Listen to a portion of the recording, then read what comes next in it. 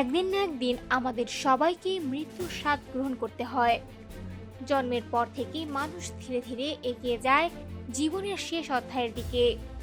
তবে মৃত্যুর ঠিক আগ মুহূর্তে শরীরে কিছু নির্দিষ্ট পরিবর্তন দেখা যায়, যেগুলো চিকিৎসা বিজ্ঞানের বিভিন্ন গবেষণায় উঠে এসেছে। চিকিৎসকদের মতে, হৃদস্পন্দন বন্ধ হয়ে মস্তিষ্কের কার্যক্ষমতা স্থায়ীভাবে থেমে গেলে সেটিকে ক্লিনিক্যালি মৃত্যু হিসেবে ধরা হয়। তবে মৃত্যুর প্রায় ২৪ ঘন্টা আগে শরীরে কিছু স্পষ্ট লক্ষণ ধীরে ধীরে প্রকাশ পেতে শুরু করে। প্রথম লক্ষণ হলো অনিয়মিত শ্বাস প্রশ্বাস।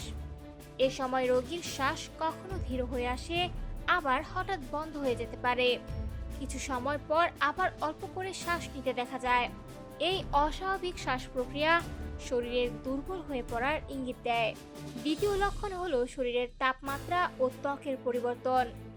মৃত্যুর কাছাকাছি সময়ে রক্ত সঞ্চালন কমে যায়, যার ফলে হাত পা ঠান্ডা হয়ে পড়ে। ত্বক ফ্যাকাশে হয়ে যেতে পারে, কখনো নীলচে বা দাগযুক্তও দেখা যায়। অক্সিজেনের ঘাটতির কারণে আঙুল, নখ এবং ঠোঁট ধীরে ধীরে ধূসর বা নীলাভ রং ধারণ করে।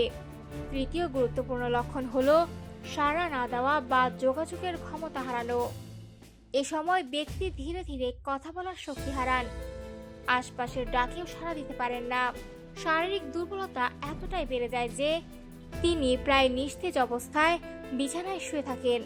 চিকিৎসা বিশেষজ্ঞরা জানান, এমন পরিস্থিতিতে রোগীর পাশে শান্ত ও সহানুভূতিশীল পরিবেশ রাখা অত্যন্ত গুরুত্বপূর্ণ। পরিবারের সদস্যদের উপস্থিতি, হাতের উষ্ণ স্পর্শ এবং মানসিক সান্ত্বনা এ সময় রোগীর জন্য কিছুটা স্বস্তি এনে দিতে পারে।